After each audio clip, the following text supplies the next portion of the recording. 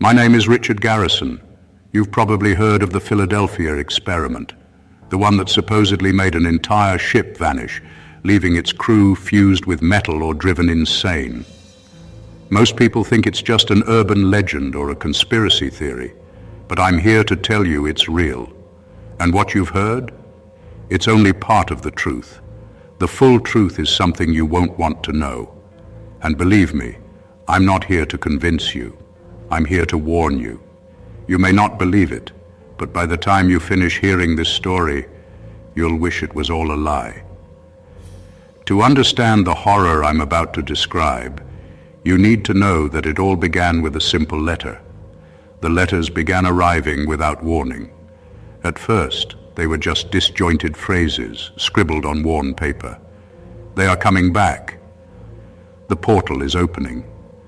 The breach was never sealed. At first, I thought it was some prank, but the letters kept coming, each stranger than the last. They contained diagrams and drawings of circuits and patterns that made no sense, things I had never seen before. Everything changed the night I received the last letter. It said, "You have been chosen. They are already watching." That same night, I had the first vision. It wasn't an ordinary dream. I was in a place that didn't feel like our world. A void with no sky or ground, just a choking green mist. Shadows moved around me in impossible directions. Then I heard the screams of men in pain and despair, echoing through the emptiness. I saw their faces twisted in agony, being dragged by something unseen into the depths of that fog. When I woke up, I was drenched in cold sweat, and the air smelled like ozone, as if lightning had struck inside my room. But the worst was yet to come. A few days later, a man knocked on my door. He was in terrible shape, thin, with deep-set eyes and skin that looked almost gray. He seemed like someone who hadn't slept in a very long time. "Are you Dr. Garrison?" he asked in a raspy, trembling voice. When I confirmed, he continued, "I was one of the sailors on the USS Eldridge. I saw what happened that day. They sent us to hell and brought us back, but we didn't return alone." I invited him in, and he began to recount what he had lived through. He talked about the green mist that engulfed the ship, the screams of men being fused with metal, and the creatures he saw in the fog, distorted shadows with hollow eyes watching everything with insatiable hunger. "The experiment opened a portal," he said, his eyes wide with fear. "It wasn't meant to create invisibility as everyone believes. It was meant to break the barriers of space and time. But what we did was tear the veil between dimensions. We opened a door to something that shouldn't exist, and now they want out." When he left, I was overcome by a profound sense of dread. From that night on, I started to feel as if something was following me. There was always a shadow at the corner of my vision, always disappearing when I tried to look directly at it. But that was just the beginning. The nightmares became constant. I found myself in the middle of the mist, surrounded by human figures, their bodies distorted as if made of rubber, with elongated limbs and faces frozen in pure horror. They called out to me by name, begging for help, but I couldn't do anything. It was as if I were trapped in an endless cycle of suffering, unable to escape. When I woke up, the smell of ozone still lingered in the air, and sometimes I felt a chilling cold, as if I were being watched. The lights in my house began to flicker for no apparent reason. I heard crackling noises and whispers coming from the walls, like something or someone trapped inside, trying to get out. One night, while trying to make sense of what was happening, I saw the thing that had been tormenting me for the first time.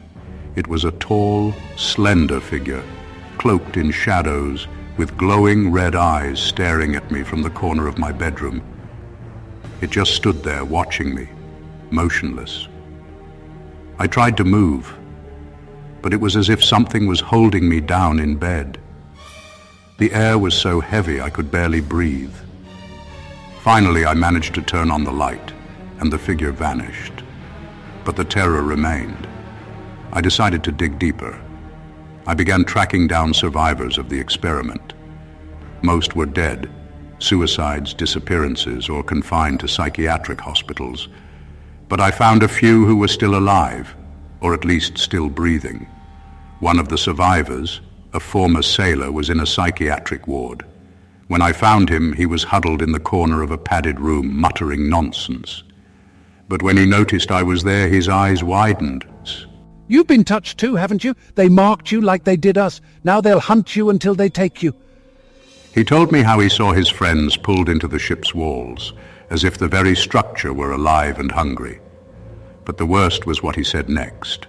Some of us never came back. They were taken to the other side. I hear their screams every night. They want to be freed, but they're not human anymore. Those words echoed in my mind. I couldn't stop thinking about it, and the feeling of being followed intensified. The shadows in the corners of the house began to take shape. Some nights, I saw distorted faces emerging from the walls, as if they were trying to break through. I barely slept, and when I did, I woke up in the middle of the night with my heart pounding and the air thick with terror. At one point, I decided to stop fighting the fear and went looking for answers. I located a scientist who had worked on the original project. She was living isolated in a cabin in the mountains. When I got there, I found a woman on the brink of insanity, with vacant eyes and skin as pale as a corpse. What we did was a terrible mistake. We thought we were creating a field of invisibility, but we opened a window to something beyond our understanding. We saw the other side, where time and space are distorted. They saw us too, and now they want to cross. I asked about the missing men, and she laughed, a bitter, desperate laugh. They didn't disappear. They were taken, but the place they were taken to changed them. They're not human anymore, but they want to come back to our world. From that point on, my sanity began to unravel. I could no longer trust what I saw. I started having hallucinations. Or at least, I thought they were hallucinations. I saw the walls of my house ripple as if made of water. Time seemed to distort. Sometimes minutes passed in seconds. Other times, an hour felt like an eternity. The dark figures were everywhere, lurking in mirrors, in windows, in dark corners. One night, while in my study, the cracks in the walls began to open again. I saw a skeletal hand emerge from one of these cracks, grasping at the air as if searching for something or someone. Fear paralyzed me. There was nowhere to run. Shadows began to move across the floor like a thick fog, and the hooded figure emerged from within them. "You cannot escape," a voice whispered in my mind. "You are already with us." Suddenly I was pulled into the crack. I don't know how to explain what happened next, but I found myself in a place where logic did not apply.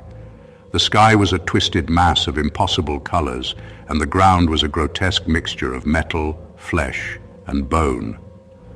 Figures crawled across the floor, men and creatures that had once been human but were now just echoes of suffering.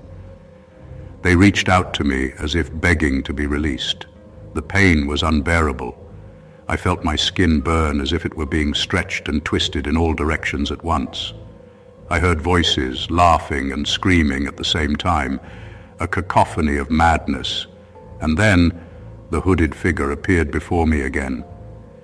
"You belong to us," it whispered, and I felt my mind shatter.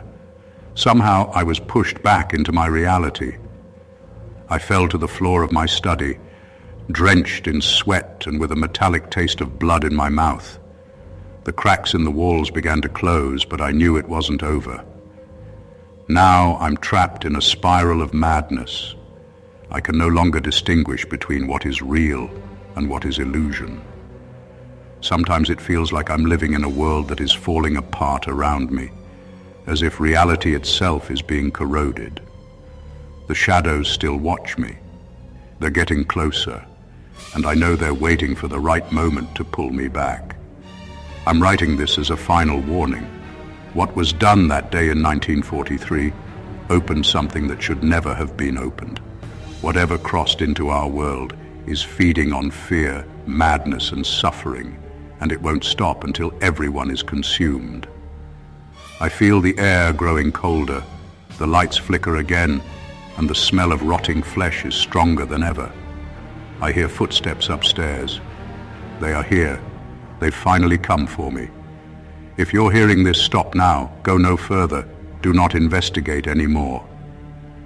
The portal was never closed. It's still open, and they are always lurking, waiting for any breach to cross. The floor begins to tremble as I write these last words.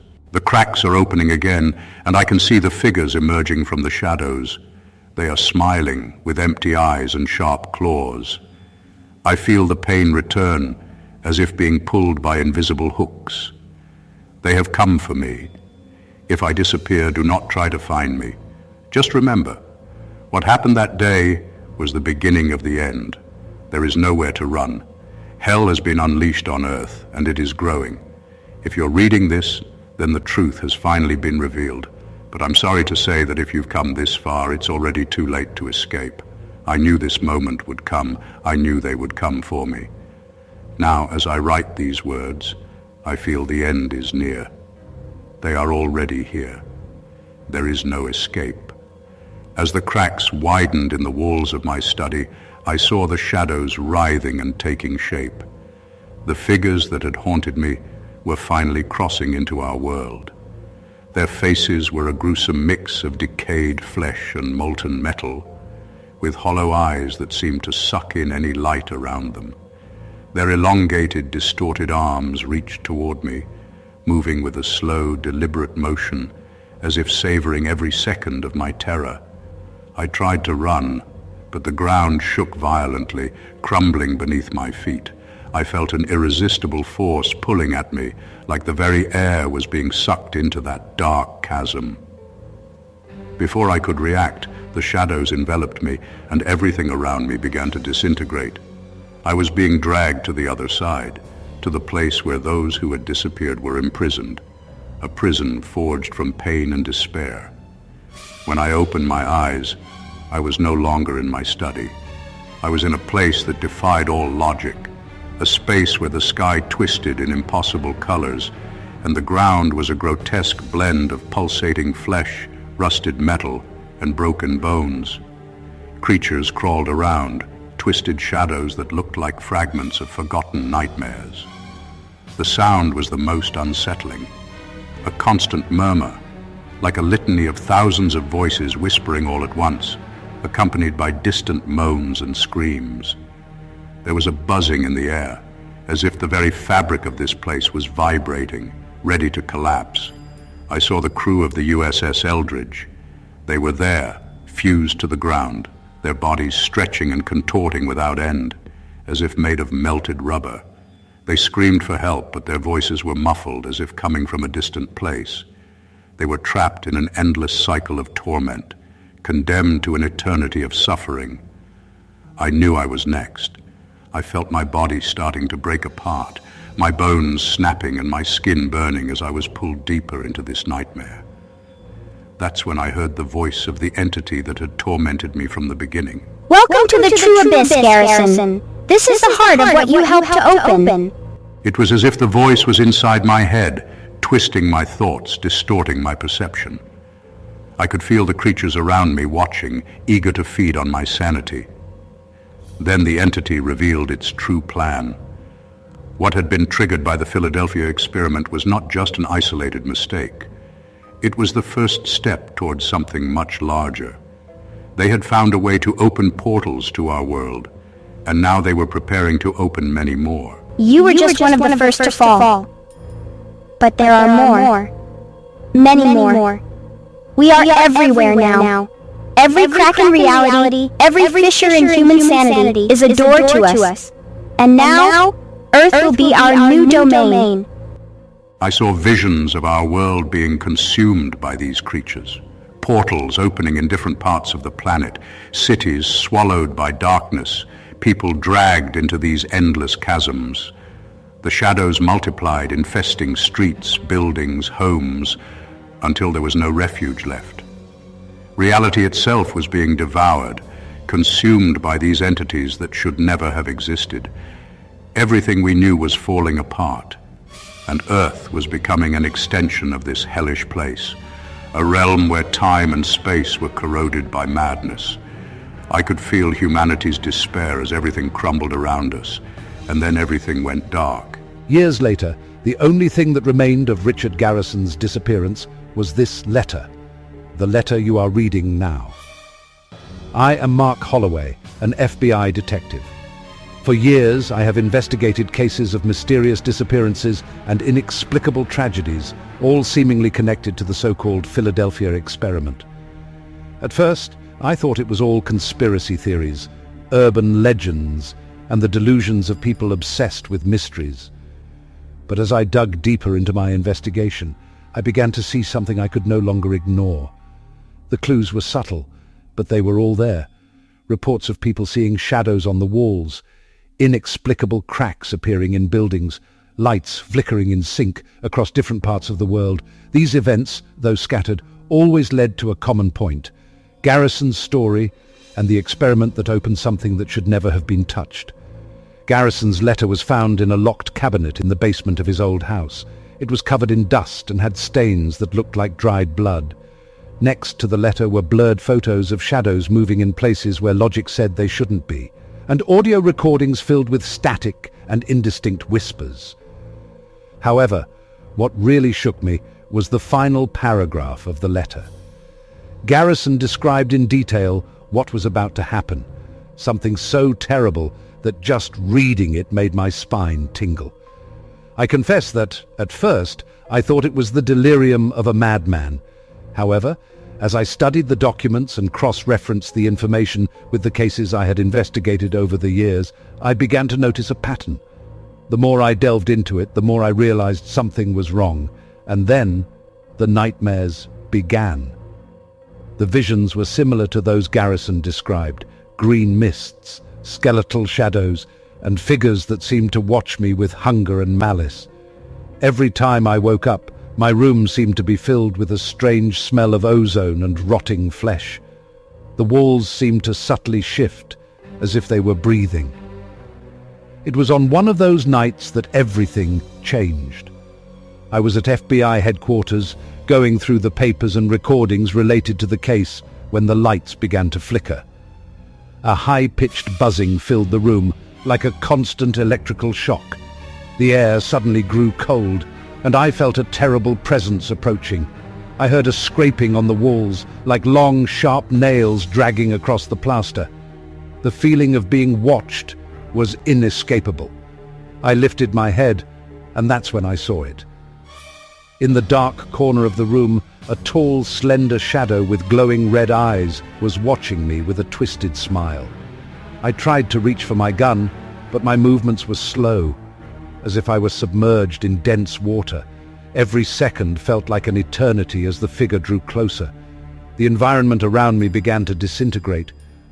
The walls cracked, and through the fissures I could see another world, the same place Garrison had described.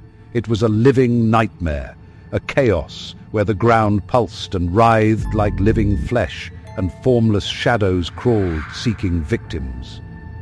"You opened the door, Mark," a voice whispered in my mind, echoing with a malevolent tone.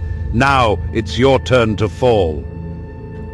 Before I could react, I felt an invisible force pulling me toward those cracks. My body was dragged into the abyss, and what I saw on the other side is something I hope no one else will ever have to witness. I screamed for help, but my words were swallowed by the void. When my colleagues arrived, they found the room overturned, Garrison's letter on the floor, and claw marks etched into the walls. These are the last words I can leave for whoever comes after me.